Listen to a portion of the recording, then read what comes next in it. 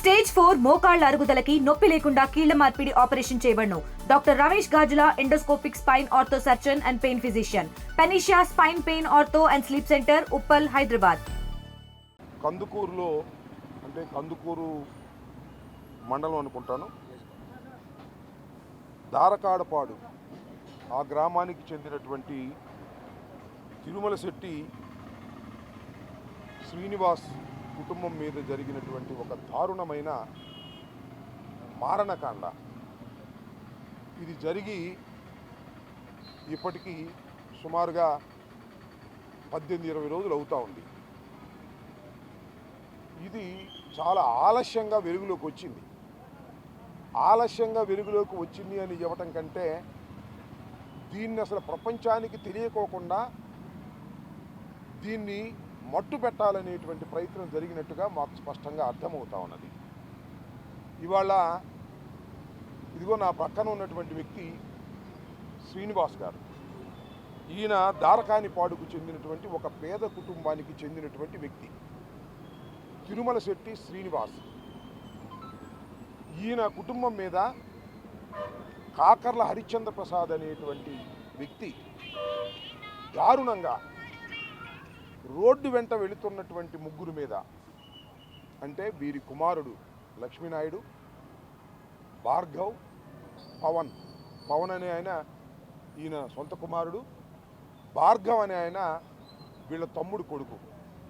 ఈ ముగ్గురు కలిసి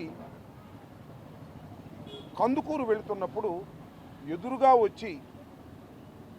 ఎదురుగానో పక్కనో మరి వచ్చి కాకర్ల హరిశ్చంద్ర ప్రసాద్ అనే ఆయన కారుతో గుద్దించి కింద పడిపోతే ఈ ముగ్గురిని చంపాలనే ఉద్దేశంతో వారి మీద ఎక్కించి తొక్కించారు. వెనక్కి వెళ్ళటం మళ్ళీ ముందుకు రావటం, ఫార్చునర్ కారు వెనక్కి వెళ్ళటం మళ్ళీ ముందుకు రావటం. అక్కడే ఒక వ్యక్తి మరణించాడు, అది లక్ష్మీనాయుడు, వీళ్ళ అబ్బాయి తిరుమల శెట్టి లక్ష్మీనాయుడు. మిగతా వాళ్ళు సీరియస్గా ఇంజ్యూర్ అయ్యారు. ఒక అతను వీళ్ళ అబ్బాయి పవన్ అయితే ఈ కింద భాగం అంతా చచ్చుపడిపోయింది. మరి ఎంత మేరకు కోలుకుంటాడో చెప్పలేరు. రెండవది భార్గవ్ వీళ్ళ తమ్ముడు కొడుకు, అతను కూడా సీరియస్లీ ఇంజ్యూర్ అయ్యారు. వాళ్ళు ఇక్కడ ప్రైవేట్ ఆసుపత్రిలో చేరి చికిత్స పొందుతున్న సందర్భాన్ని పురస్కరించుకొని మేము తెలుసుకొని పలకరించడానికి రావడం జరిగింది. నిన్న తోట తిమూర్తులు గారు వెళ్ళి వారి గ్రామం వెళ్ళి వాళ్ళ కుటుంబాన్ని పరామర్శించారు. ఇవాళ జక్కంపూడి రాజా, వాళ్ళ తమ్ముడు గణేష్ ఇద్దరూ కలిసి వాళ్ళు వెళ్ళి అక్కడ పలకరించే కార్యక్రమం చేస్తున్నారు.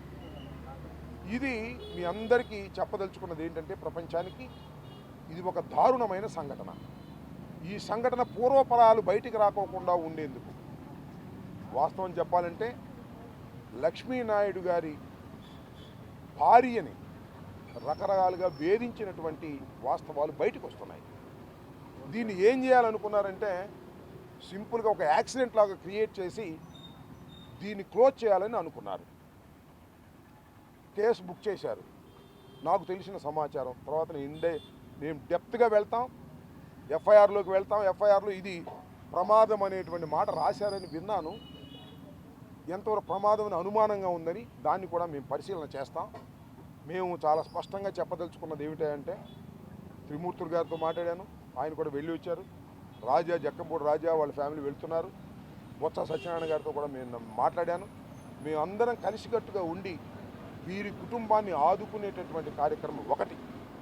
రెండవ, ఈ కాకర్ల హరిప్రసాదరావు అనేటువంటి వారు అతి దారుణంగా ఈ కార్యక్రమం చేసినందుకు వారికి శిక్ష పడేంత వరకు కూడా వీరి తరపు నుండి పోరాటం చేయడానికి సిద్ధంగా ఉన్నాం. ఇది పొలిటికల్గా కాదు మేము చెప్పదలుచుకుంది, ఒక సామాజిక పరంగా వీరికి జరుగుతున్న అన్యాయాన్ని దీన్ని వెలుగులోకి తీసుకురావాల్సినటువంటి బాధ్యత మాకున్నదని భావించాం. వారు చాలా నిరుపేద కుటుంబానికి చెందినటువంటి వారు.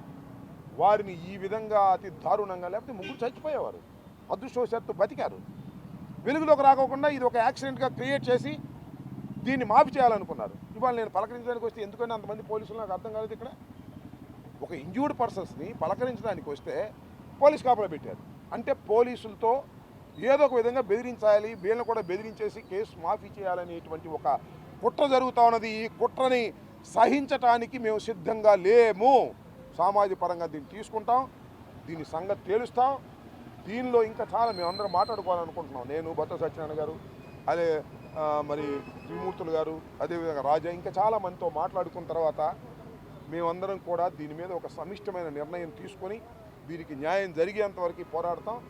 ఎవరైతే హరిశ్చంద్ర ప్రసాద్ ఎవరైతే కారులో తొక్కించి చంపాడో వారి మీద యాక్షన్ సివియర్గా తీసుకునే వరకు కూడా ఈ పోరాటం ఆగదు. ఇది రాజకీయం చేయడానికి మేము సిద్ధంగా లేము. ఇది ఖచ్చితంగా ఒక పేద కుటుంబానికి జరిగినటువంటి అన్యాయం. ఈ అన్యాయాన్ని ఎదుర్కోవడానికి మేము సామాజిక పరంగా సిద్ధంగా ఉన్నాము. అందరూ కూడా దీనికి సహకరించాలని కూడా ఈ సందర్భంగా చెప్పదలుచుకున్నాను. పార్టీలకు అతీతంగా వీరికి మనం సహాయం చేయాలి, వీరికి అండగా ఉండాలని మేము భావిస్తున్నాం.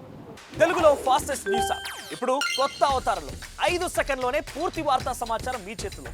సోషల్ మీడియా ట్రెండ్స్ మీ కళ్ళ ముందుకే live TV and voice search ఆప్షన్స్తో ఇప్పుడే డౌన్లోడ్ చేయండి. యాప్ లింక్ డిస్క్రిప్షన్లో ఉంది.